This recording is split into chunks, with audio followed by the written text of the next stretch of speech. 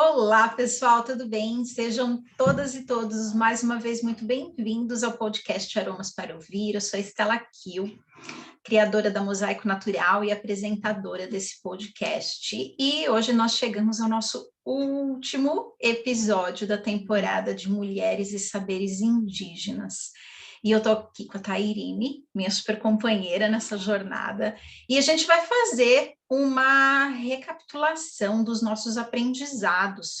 Vamos conversar sobre cada um das gravações, sobre cada uma das entrevistadas e o que a gente aprendeu, né? Porque o principal objetivo da gente ter ido atrás desse material e ter criado todo esse projeto, que durou mais de um ano. A maior parte dos episódios a gente gravou durante a pandemia. Então, se você voltar e ouvir cada um dos episódios, você vai ver que, considerando a data de hoje, alguns comentários eles estão meio fora de contexto, mas justamente porque a gente demorou muito tempo para conseguir gravar esse material para vocês. E o objetivo foi justamente porque tanto eu quanto a Tairine, nós trabalhamos com mulheres, né, Tá? E a gente identifica necessidades e pontos frágeis que existem dentro desse universo do ser mulher, que nós decidimos abordar e fazer essa mescla cultural de entender como que as mulheres indígenas lidam e como que elas superam esses pontos que a gente também encontra dentro das cidades. E o principal é muito relacionado com a valorização que a mulher tem de si, né? Essa valorização da cultura, das nossas conquistas, a valorização da nossa fala, que a gente acaba resumindo isso em dois termos, né? A nossa autoestima e a nossa autoconfiança. Então, esse episódio de hoje, nós vamos falar muito sobre isso, sobre o que cada uma aprendeu. Então, a Tairine trouxe os pontos de aprendizado dela, eu trouxe os meus, e no final a gente vai fazer uma grande conclusão. Então, fica com a gente, para a gente não perder. Tá, e aí, como você está se sentindo nesse último episódio aqui, nessa última gravação desse Saberes e Mulheres Indígenas?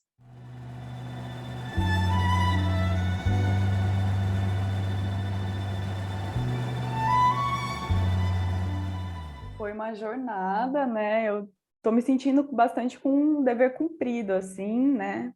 Para com elas, de poder ouvir, né?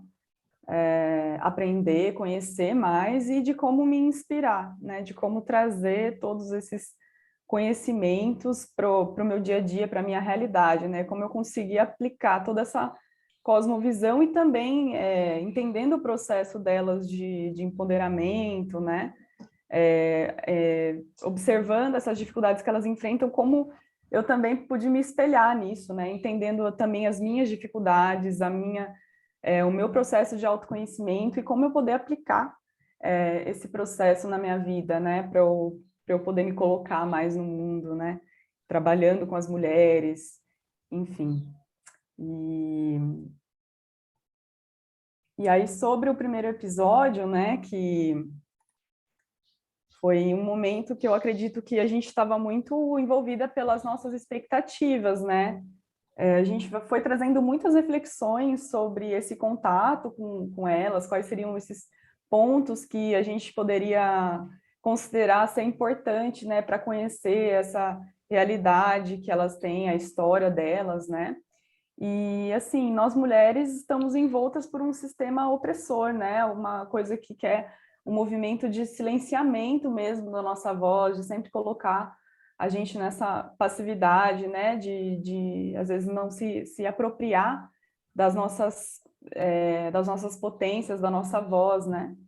Então, fica uma grande admiração por esse processo de empoderamento delas, porque mesmo frente a essas dificuldades, elas se colocam no mundo sem medo, né? Elas pegam muito desse cotidiano de lutas pelos direitos, né? Isso fica muito forte para mim também, de como, por meio do meu trabalho, eu não romantizar esse papel da mulher na sociedade, né? Mas da gente realmente lutar pelo direito de nós, mulheres, né? E também de quem não tem acesso a informação, né? Que isso seria uma noção de coletividade mesmo, né? E de sustentar essa voz ancestral, porque eu acredito muito nessa coisa de ancestralidade, né? Da gente continuar aquilo que uma outra mulher começou lá atrás, para esse movimento ir ganhando força. Então, acredito que esse também foi um movimento de fortalecer a voz dessas mulheres que passaram e continuar esse processo mesmo, né, de colocar minha voz e que essa luta ela continue sendo feita por todas nós mulheres, né, para cada dia a gente viver uma sociedade de mais equidade, né, dos direitos e também das lutas, né, pela terra. Como que a gente poderia, com esse trabalho, com esse projeto, também entender a forma que a gente pode cuidar da natureza, né? Como a gente pode entender ela no nosso dia a dia. Então, assim, eu estou aqui na cidade, no meio de um centro urbano. Como eu posso trazer a natureza para a minha vida, né? Entendendo que ela está nos cercando, mesmo que aqui não tenha muita árvore, enfim, não tem uma mata, uma floresta, a gente tem sim o que fazer, né? Então eu fui entendendo também essa minha responsabilidade. Então eu acredito que nesse primeiro momento a gente estava bastante envolta com essas diversas possibilidades mesmo de temas, de como a gente ia trazer isso para as pessoas, mas também como a gente ia entender isso na nossa vida, né? Esses ensinamentos que elas poderiam estar nos trazendo e como a gente aplicar isso para realizar na nossa vida, né? Para realizar tanto em relação ao nosso processo de empoderamento, autonomia, apropriação da nossa voz, mas também de como trazer essa ligação com a natureza, com os ciclos, como eu poderia aplicar essa forma de cuidado com a terra, né, no meu dia a dia. Para mim, o que fica bastante também com relação a isso, né, tá, até puxando já para o que a Simone Takuá, que ela é da etnia Tupi-Guarani, que ela abordou bastante com a gente a questão do papel sagrado que a mulher tem dentro da cultura deles, né? Ela teve uma fala muito bonita, que ela falou assim, a mulher ela é vista como um portal entre mundos, porque é exatamente isso, a mulher, você só chega nessa vida através de uma mulher, e aí é que entra essa mescla que foi o objetivo, né, tá, do nosso projeto aqui com esse podcast. Porque o objetivo maior, ele é um objetivo terapêutico, de crescimento da autoestima e da autoconfiança. Então, eu jogo uma pergunta para quem está aqui com a gente ouvindo esse podcast. Você, como mulher, se enxerga como um portal sagrado? Você enxerga essa importância que você tem? Você enxerga que você é a única porta de entrada de vida nesse planeta? Você, homem, que está ouvindo esse podcast, você enxerga que você só chegou aqui porque uma mulher te trouxe através desse portal? Você sabe dar valor para esse presente que é a vida que você recebeu? Porque se a gente não enxerga, alguma coisa tem de muito estranha. Agora eu vou trazer um pouquinho também para a área que eu tenho no meu coração, né? Que é da minha formação de economia, que de vez em quando eu comento isso aqui com vocês. Uma sociedade que não tem filhos, como a economia dessa sociedade vive? Como é que você gera riqueza para as pessoas? Como é que você distribui de forma igualitária os recursos, de forma justa? Como que isso é distribuído? Porque se você tem uma sociedade onde vidas não são geradas, você tem uma economia e uma sociedade que está sucateada.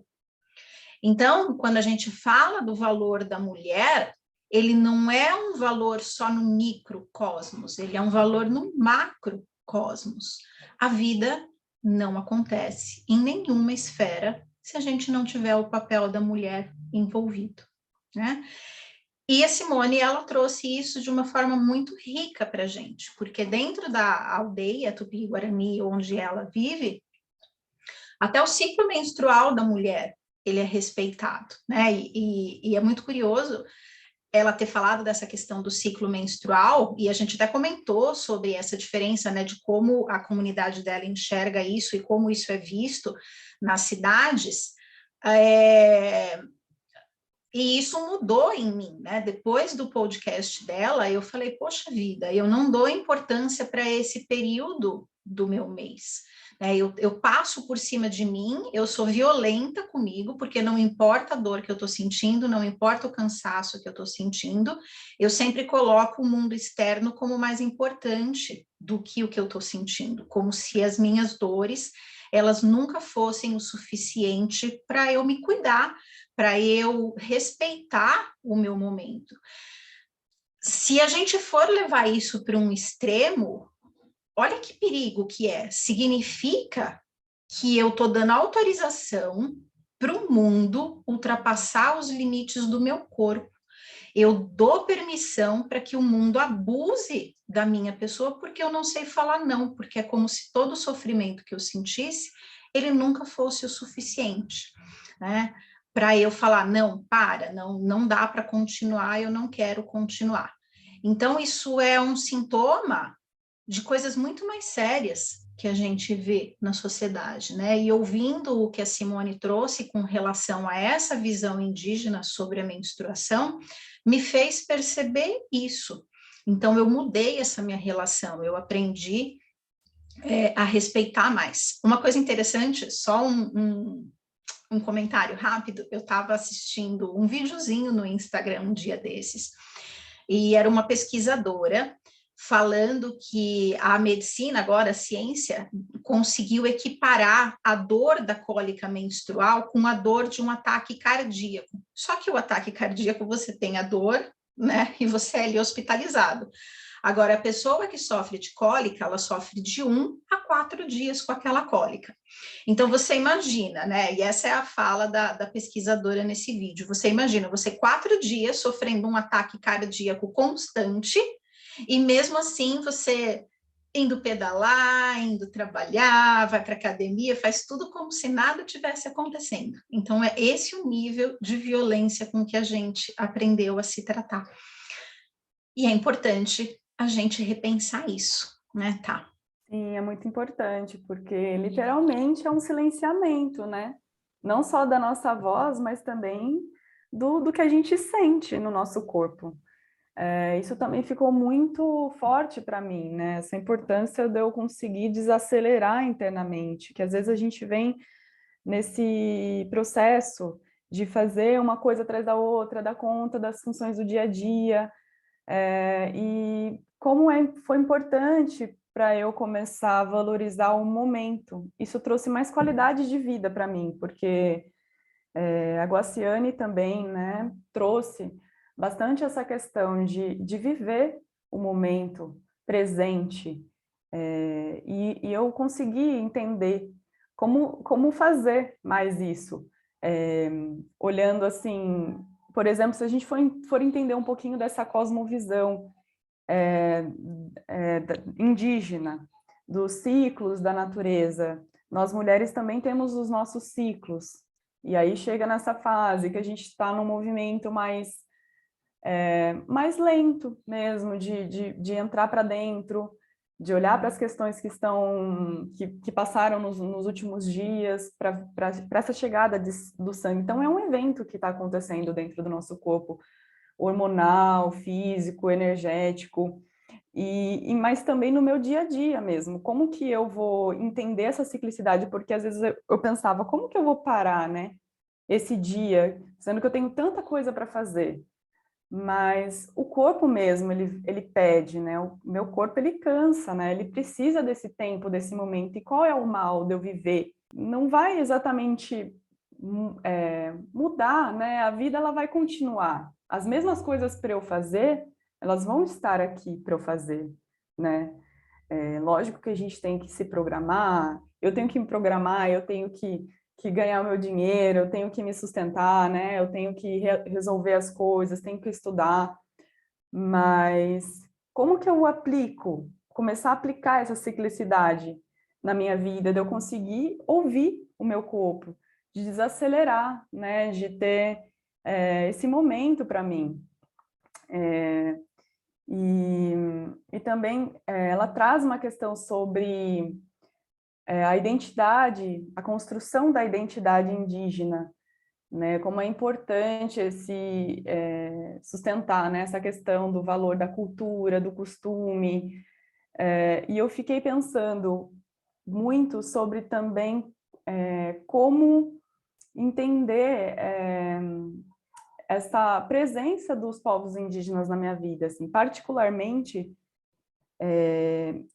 na minha história familiar. Eu tenho uma mulher indígena, né? Eu acredito que inclusive seja esse um dos grandes motivos que eu tenho uma grande admiração, assim, e busco hoje entender essa realidade, né? Para além daquela coisa assim, né, de estar dentro da minha bolha, as coisas lá no território deles estão acontecendo e eu não estou sabendo de nada aqui. Então isso foi um movimento, um projeto assim que foi muito importante para eu começar a me inteirar desses temas sobre os povos indígenas, né? E eu também sustentar a minha identidade indígena, porque esse território Brasil, ele é um território indígena. Então me serviu muito disso, assim, de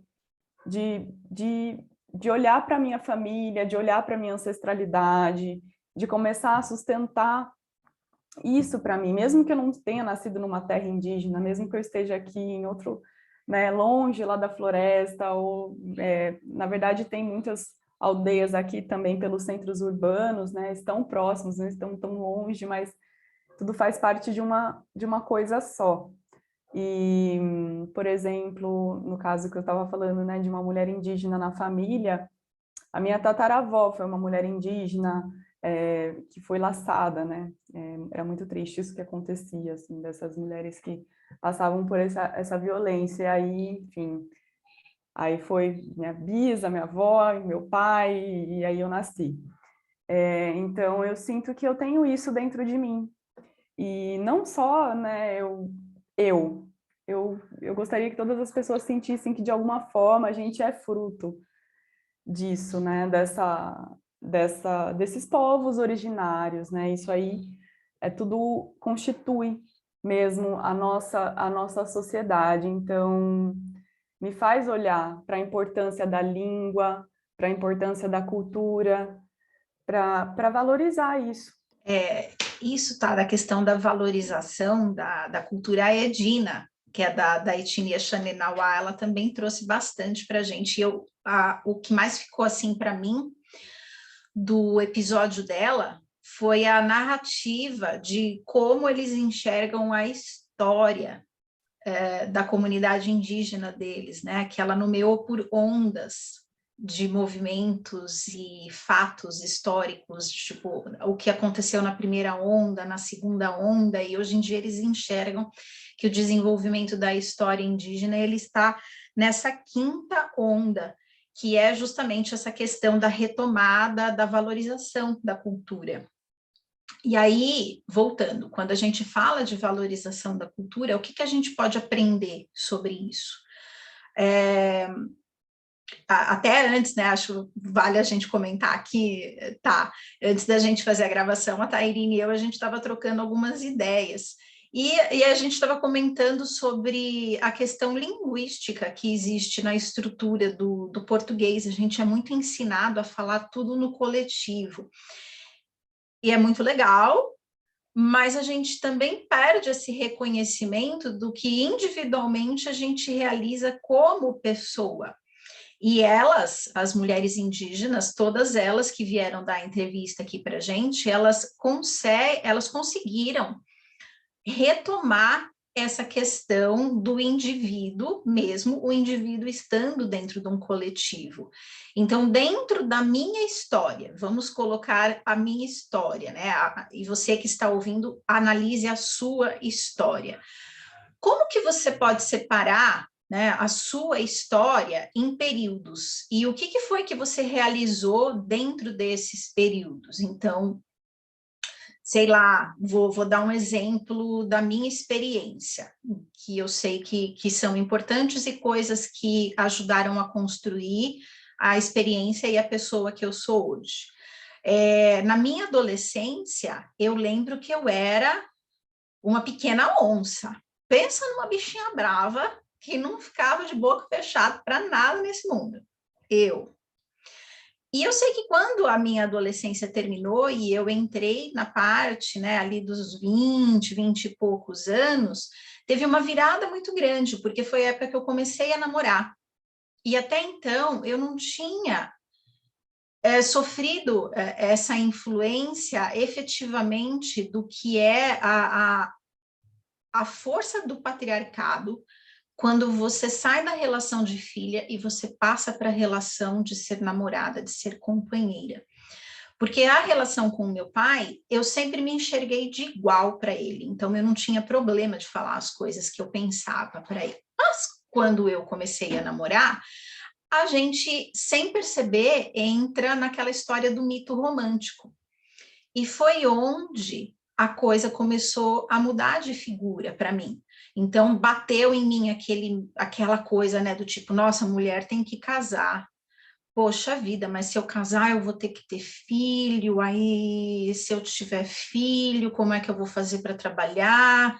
Porque as pessoas com quem eu namorava, eu sabia que eu não ia poder contar com elas para me ajudar nesse papel da parentalidade, né? Ia ser só uma maternidade, não ia ter o outro lado do pai.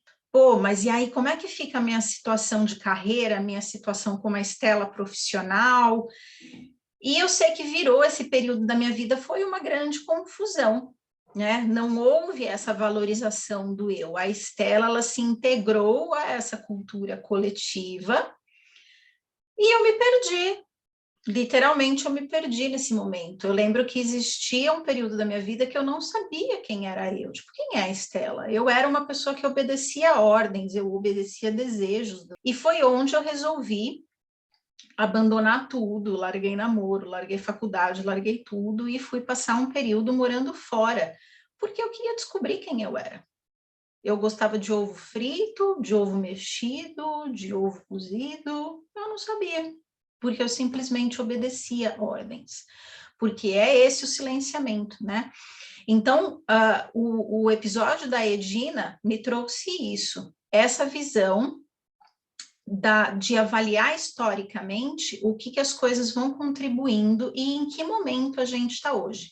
Então, ela falou que hoje eles enxergam que o indígena está na quinta onda de evolução histórica deles. Então, eu também enxergo que hoje eu estou numa onda de revolução, né? Eu estou me reintegrando a esse coletivo, mas hoje eu sei quem eu sou. Eu sei da minha voz, eu enxergo o valor das coisas que eu faço. Eu sei o propósito, por exemplo, do porquê eu e a Tairine criamos esse material para vocês. Então é isso, a gente pode saber e estar no coletivo, mas eu tenho que saber o valor daquilo que eu faço, porque se eu não souber o valor daquilo que eu faço, eu não souber diferenciar o que é o social, a cultura, a política do meu ser, eu perco a minha identidade. Eu também sinto que eu estou nessa onda de integrar a minha voz e valorizar a importância do meu trabalho interno, porque eu vejo que até para a gente fazer por esse coletivo, a gente tem que estar bem com a gente mesma. Não tem jeito assim, né? Então tive que foi um trabalho assim também que me fez observar essa minha trajetória nesse processo, nessa busca pelo autoconhecimento, de entender como realmente, né, essa questão do silenciamento, ela é muito presente na nossa vida, porque as mulheres sempre são colocadas com esse papel de casa, família, de uma certa forma. Eu fui sempre uma pessoa que gostou de agradar a todos ao meu redor, e que muitas vezes a gente diz sim, querendo falar não, e me fez olhar para esse lugar, né, de calma, deixa eu primeiro entender o que eu estou sentindo, o que eu gosto, o que eu penso, para eu colocar isso na vida, né? Eu não posso sustentar algo que vem do outro, né? Porque senão a gente acaba se perdendo eu acabo me perdendo na minha própria personalidade, né? Desvalorizando as minhas particularidades. E com a Marli Tuman, que é uma mulher Rune Queen, eu pude aprender um pouco dessa importância do posicionamento da mulher, da gente às vezes até mesmo com as nossas questões internas, de às vezes sentir vergonha, o medo é de ir para a luta mesmo, de se colocar, né, de ocupar os espaços que a gente tem que ocupar, que, lógico, se a gente cuida da casa, do filho, do marido, enfim, a gente não é só o dever da mulher fazer esses cuidados, né, da família, da casa, e não é só esse papel que temos de preencher, né? A gente pode fazer muitas coisas, estar em muitos espaços. Então, me trouxe muito essa força de ocupar mesmo esse lugar na minha vida, de realizar o meu trabalho, né, desenvolver os meus projetos. E ela conta um pouco dessa questão da economia, do desenvolvimento da renda das mulheres, do trabalho que elas têm com artesanato, de todo esse fazer, né? E como é importante para nós, para mim, ter a minha geração de renda. Então, assim, muitas vezes isso vai depender só de você, né? Só de mim. Fazer pela minha prosperidade, pelo meu movimento de crescer. Ninguém vai pegar na minha mão e vai me fazer ser grande, né? Ninguém vai me fazer crescer. Só eu que posso fazer isso por mim mesma, acreditando na minha capacidade de fazer. Então, realmente, às vezes a gente tem que enfrentar esses medos, a vergonha, a insegurança, e ir se colocando. E cada vez que a gente faz isso, a gente vai ganhando mais força, que é esse movimento que eu tenho feito na minha vida, assim, de fazer, de colocar em prática, de não ter medo, de usar aquilo que eu tenho nas minhas mãos, de acreditar nisso, respeitando sempre os momentos, né? E aproveitar as oportunidades que a vida me traz. Então, também tem uma outra questão, assim, que é uma reflexão que ficou muito forte para mim, sobre a questão estrutural das aldeias, assim, né? Porque vamos pensar que o território estando afastado da cidade, existe uma desatenção muito grande, né, com essas comunidades, com a estrutura mesmo do local.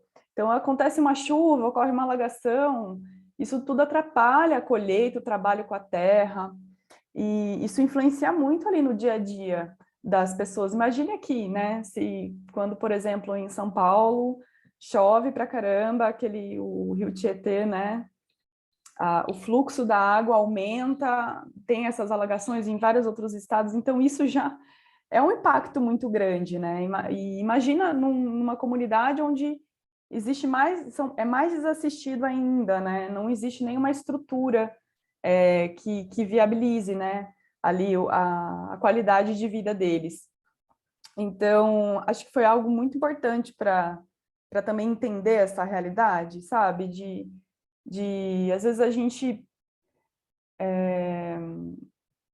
acaba romantizando um pouco, né? Eu vejo que até mesmo eu, antes de conhecer verdadeiramente, porque quando eu tive o primeiro contato com os povos indígenas foi por meio das medicinas, né? Da ayahuasca, o rapé, a sananga. Mesmo lá atrás, quando eu tive esse primeiro contato, de uma certa forma, eu romantizava, assim, né? Eu achava tudo muito bonito, assim como eu acho hoje, né? Tenho uma grande admiração por toda essa força. Mas depois que eu fui conhecendo realmente o poder dessas palavras, desse canto, dessa arte, dessa medicina, entendendo tudo que existe por trás, né? Existe algo de muito espiritual, de muito sagrado, de muito antigo ali, né? Nessas plantas.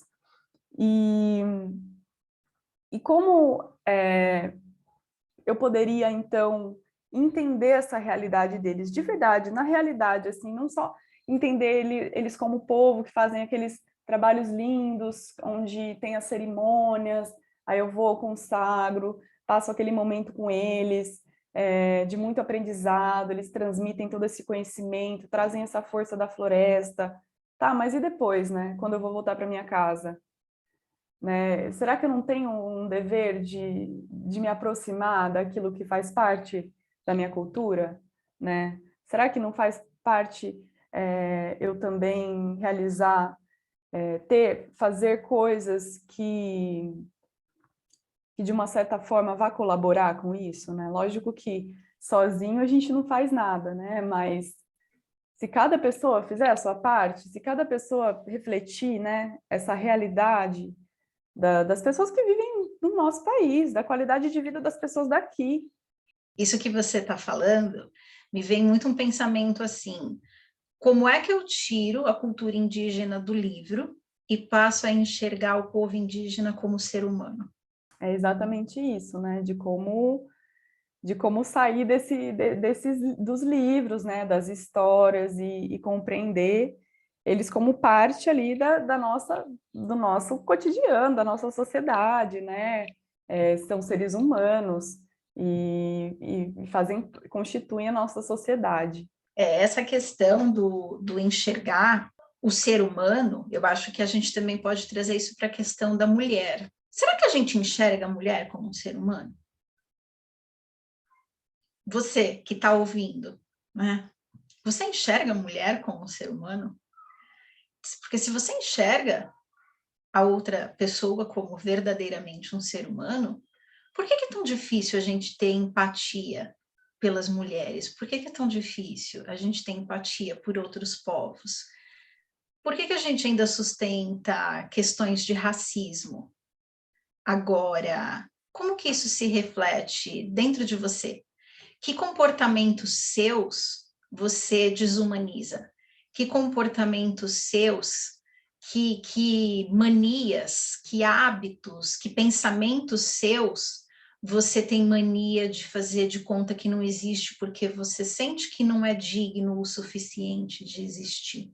Toda vez que a gente lida com uma parte interna nossa que a gente não reconhece como sendo um tijolo da nossa construção como ser humano, eu estou trazendo para dentro de mim esse preconceito, essa desumanização, a misoginia, principalmente, né? Porque se você for analisar a sociedade como um todo, e isso é uma coisa que a Iriki, que também é da etnia Runicuim, ela trouxe muito claro para a gente, né? Porque ela falou desse apagamento que a cultura indígena dentro da comunidade Runicuim estava acontecendo.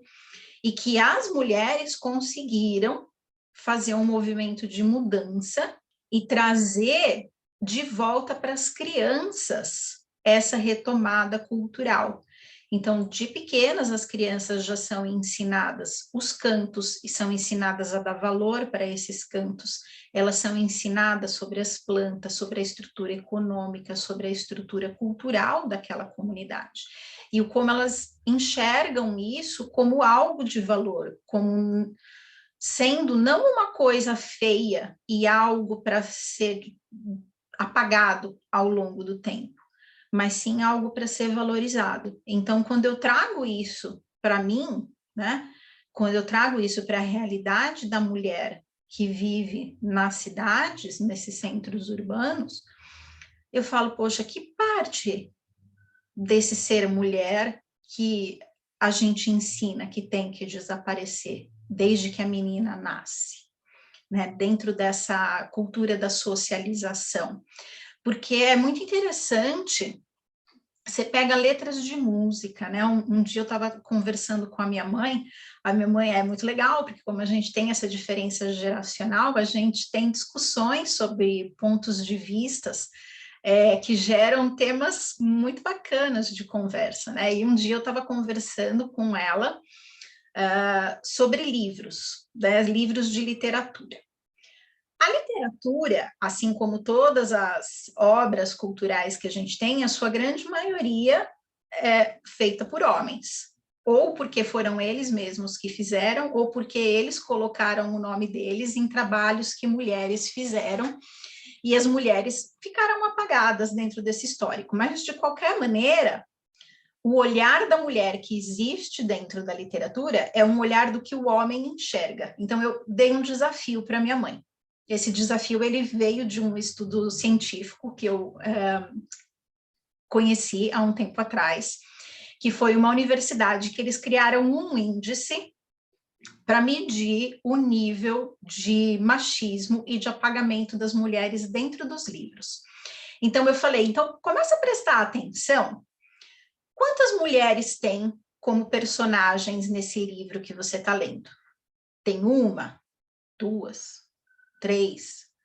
Elas conversam entre si? Ou elas estão sempre isoladas?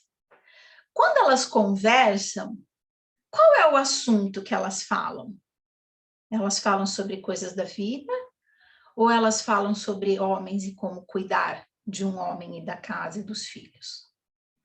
Quantos homens tem de personagem dentro dessa história? O que eles conquistam?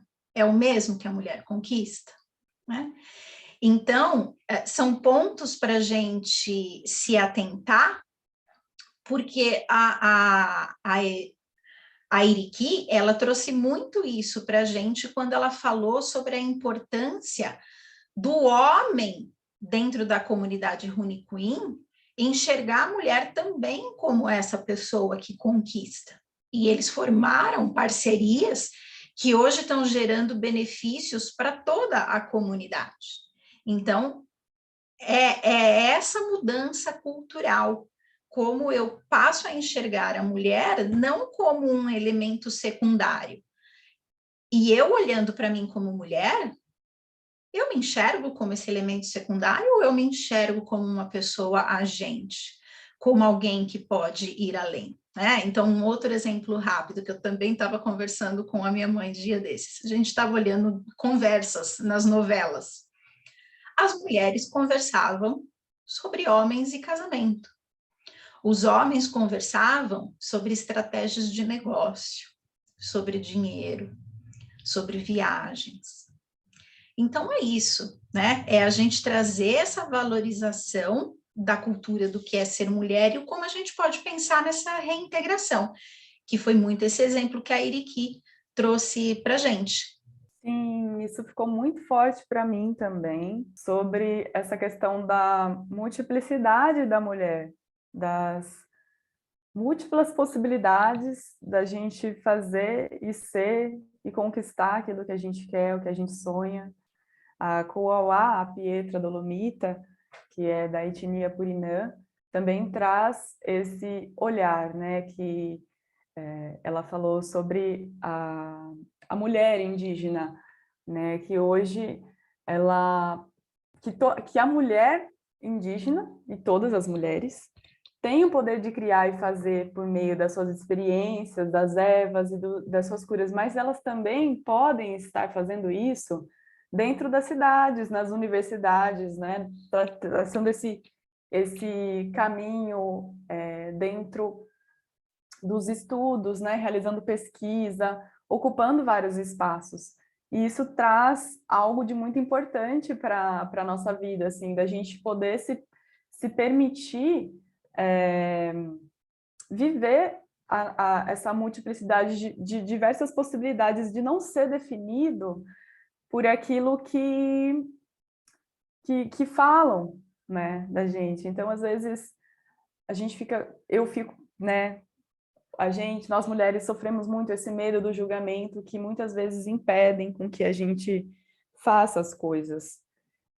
Muitas vezes a mulher deixou de realizar ou de poder sentir o que o seu corpo estava pedindo, porque aquilo ia parecer uma frescura, porque você tem que dar conta de tudo. Então acaba que a gente acaba sendo uma máquina, né? Que não pode parar, não pode sentir, que tem que estar sempre cuidando, sempre doando, sendo que o primeiro cuidado deve ser esse interno, né? Então, de que forma, a partir desse pensamento, eu posso valorizar esse meu espaço interno, valorizar o meu potencial de ser aquilo que eu quero, né? De me permitir não ser definida pelo olhar dos outros, pelo que os outros pensam sobre mim, o que eu penso sobre mim, né? Isso fica muito forte, assim, de o que eu posso realizar, o que eu posso fazer. Eu posso fazer tudo o que eu quiser, né? Eu posso estar em todos os lugares que eu quiser estar. Então, também tem uma questão, assim, de que isso que você traz, né? De valorizar a mulher na sociedade, é a mulher do dia a dia, né? Somos nós, a nossa tia, a nossa mãe, a nossa avó, a nossa irmã, a nossa amiga, são todas as mulheres da nossa sociedade e de outros lugares também, mas falando assim daqui, né, desse pedaço de terra, como que a gente pode reconhecer mais as mulheres aqui desse território, né? Ao invés da gente, às vezes, mais valorizar vozes que estão ali, né? Atrizes globais, pessoas daí que estão na fama, enfim. Às vezes, uma pessoa ela fala algo ali que ela está pertinho da gente, que é o caso dessas mulheres, né? Indígenas, elas estão falando algo já faz tanto tempo, aí chega uma outra pessoa que já tem toda uma carreira aí, né? De sucesso, enfim, fala a mesma coisa e, nossa, aquela pessoa é super valorizada, né? Então, assim, como que a gente pode fazer para valorizar essas mulheres também do dia a dia? Lógico que todas as mulheres são importantes e acaba que elas também refletem, né, essa importância da mulher em si. Mas eu penso assim, nesse entorno nosso, assim, do dia a dia mesmo, dessas mulheres que estão na luta, que sentem, né, essa realidade da opressão, como que a gente faz para valorizar essas mulheres, né? Como que a gente faz para conseguir escutar mais, ter mais essa questão do afeto, né? De fazer mais em prol do coletivo. Foi algo que ficou também para mim muito forte, né? Porque se eu fecho os meus olhos, os meus ouvidos para entender essa realidade que está tão próxima de mim, eu estou me distanciando de algo que é muito importante, que precisa ser feito, porque elas estão trazendo coisas sobre a natureza, a terra, a floresta. Então, como que eu vou poder oferecer com o meu trabalho essa força, né, em prol do coletivo? E isso começa com esse cuidado interno mesmo, de estar bem comigo mesma, de estar ciente das minhas escolhas, da minha autonomia, do que eu quero fazer, das minhas decisões, né? Para colocar isso para fora.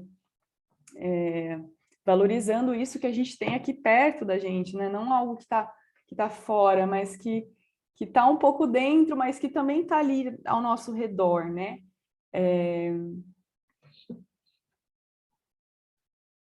E assim, também me entender como filha da terra, né? Porque às vezes a gente fala assim, a natureza é mãe. Mas como que a gente vai entender a mãe como uma natureza, né? Isso veio assim de uma reflexão que foi se construindo dentro de mim, assim, até pelo estudo com as plantas, com a aromaterapia, eu sempre busquei entender a planta como um organismo mesmo, porque ela tem um metabolismo, assim como nós também temos. As plantas também têm um metabolismo ali, né? Elas têm as células, são constituídas de células, tem toda uma função ali, elas são como um organismo. E a gente olha para a terra, para o ecossistema mesmo, para o bioma, para a floresta, para o rio, a gente vê que dentro daquilo tem um ecossistema, tem vida acontecendo ali dentro, né? Tem partículas, enfim. E como que eu vou me entender como filha da terra, né? Eu sou mulher, né? A terra, ela é quem dá a fruta, o alimento, a água, o ar, tudo isso vem da terra, isso é da mulher, né? A mulher que traz a vida, que é o portal da vida. Então, também é uma forma da gente conseguir valorizar esse ser mulher, né?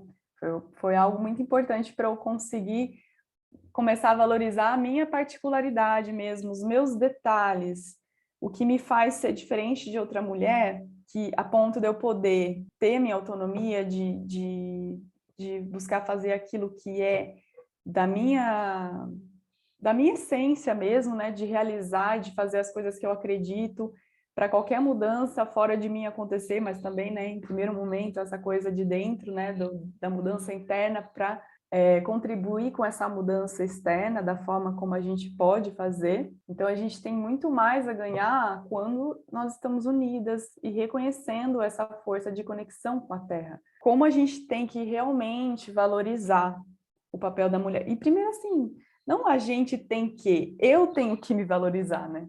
Pôr esse limite, né? A gente respeitar o nosso corpo, respeitar a nossa autonomia, respeitar as nossas escolhas. Então, em primeiro lugar, eu acredito que nós precisamos nos valorizar, né?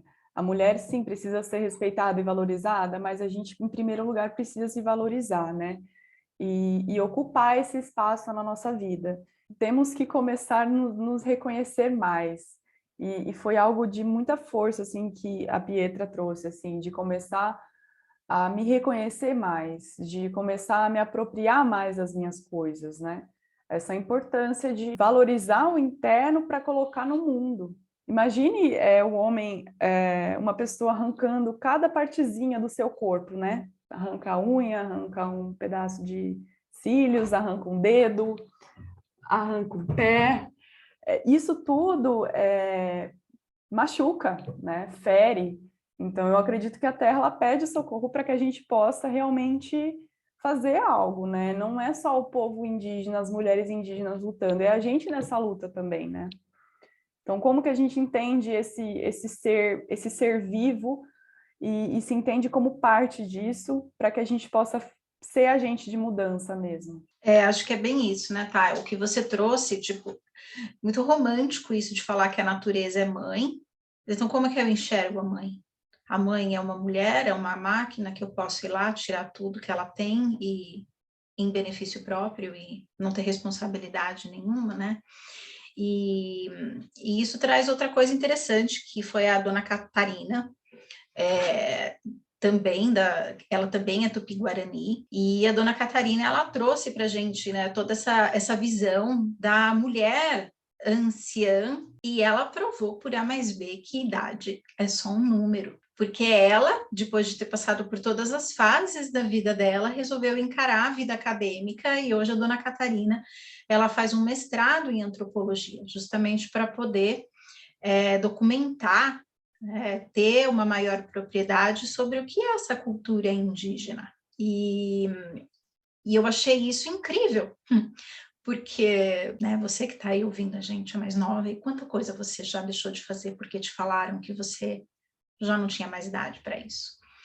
Porque a mulher, ela é vista como um prazo de validade. Eu repeti isso por muito tempo da minha vida e eu vejo as mulheres que passam em atendimento comigo falarem isso. Nossa, eu já tenho quase 30 anos, o meu prazo de validade está acabando. Então, em que prateleira que você está encaixada para você ter essa etiqueta do prazo de validade? Né? Então, você é só uma máquina de produzir filhos. Você tem que casar antes dos 30, porque você tem que ter um filho antes dos 30, porque é só ali o que você vale. O que vale é o seu óvulo. Você não é nada além disso. Né? E o seu cérebro? Esse daí ele vai funcionar bem até você ter a idade que você vai ter lá na frente.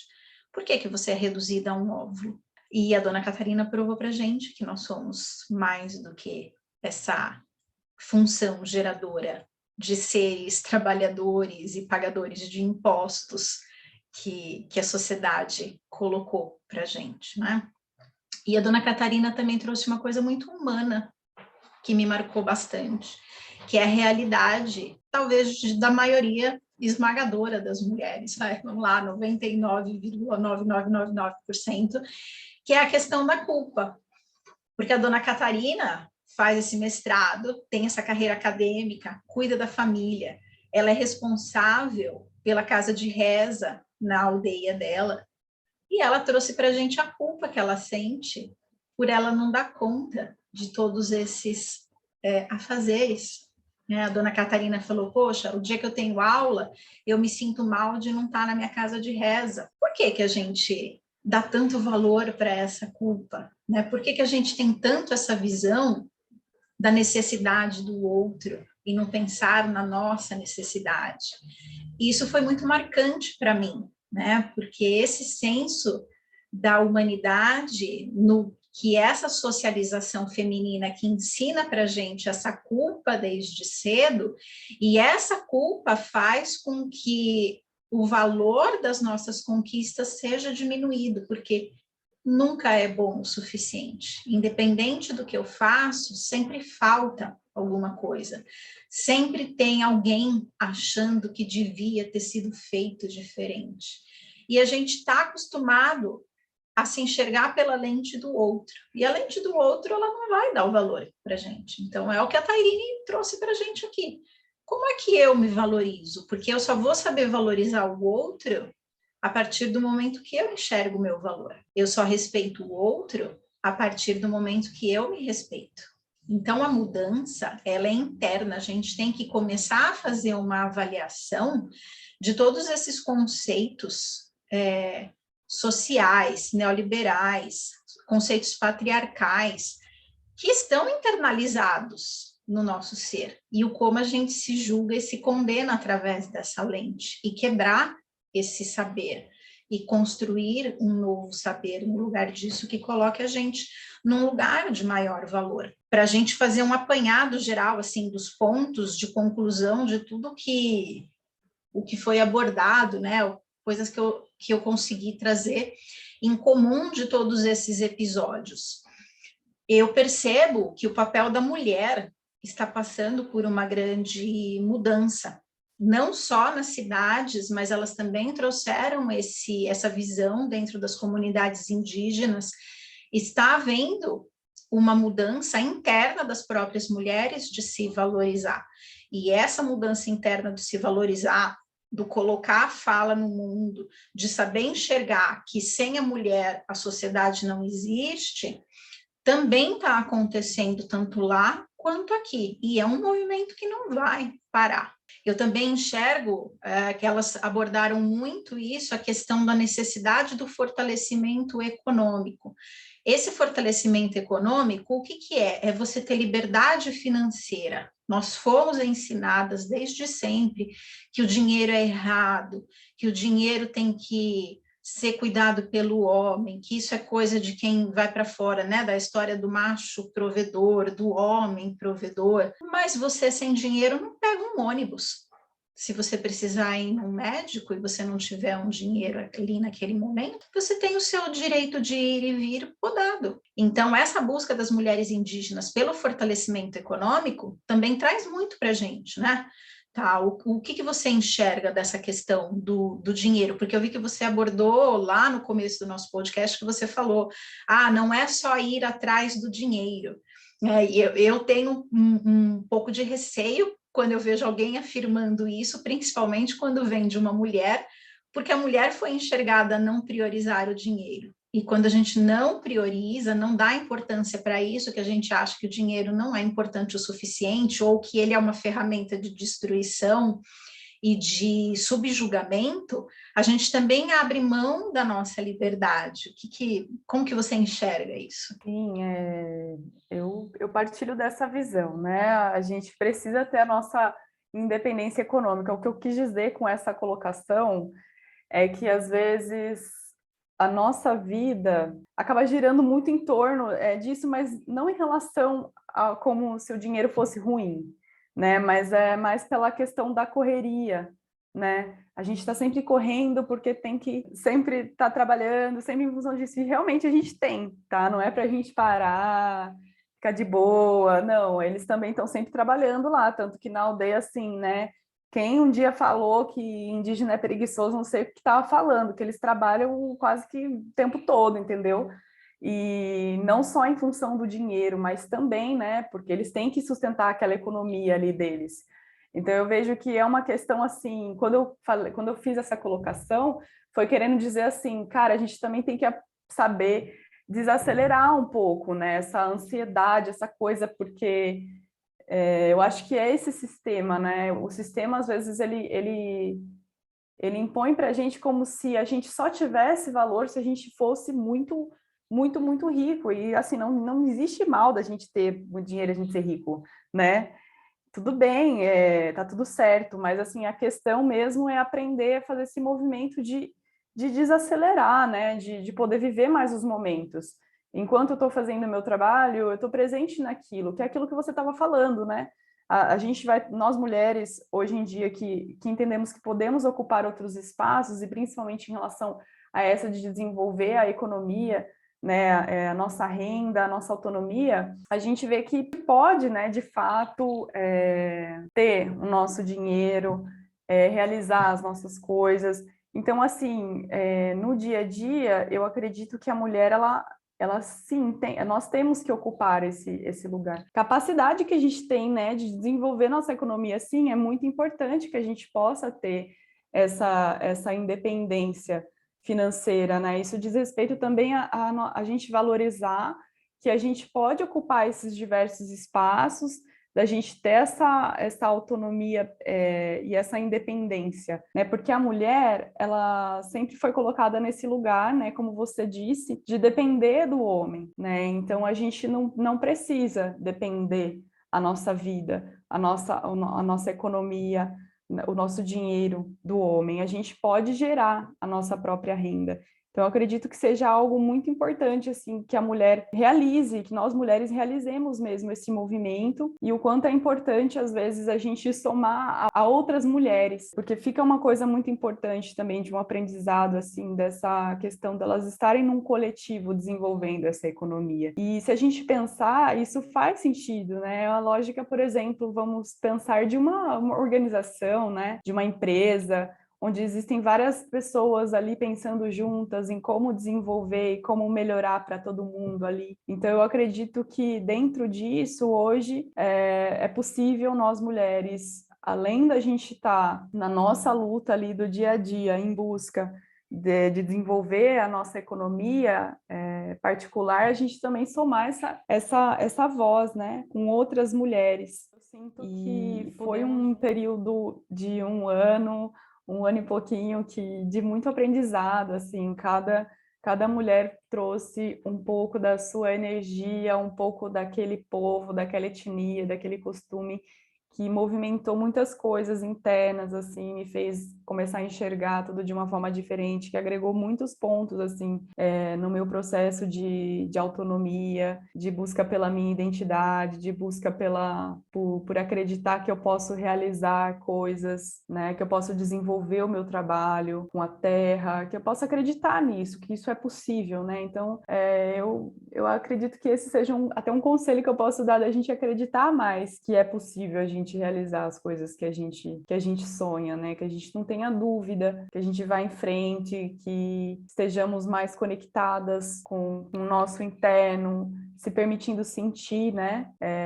E valorizar as suas qualidades. Eu quero agradecer muito a Estela por fazer parte desse projeto, né? Por juntas a gente poder aí somar nesse trabalho e receber essas mulheres. Quero agradecer a cada uma delas que estiveram aqui conosco. Foi de uma riqueza assim muito grande para mim, e eu desejo que seja também para todos que estão ouvindo ou assistindo, que possa colaborar muito com esse processo, né, da gente conhecer uma realidade que faz parte da nossa realidade mesmo. Então, pessoal, vamos fazer aqui o nosso encerramento de terceira temporada, né? Nós aprendemos sobre as expectativas, falamos sobre a mulher como um portal sagrado, aprendemos sobre a importância das medicinas naturais, a gente falou sobre como enxergar a história e avaliar esses períodos históricos dentro da gente, falamos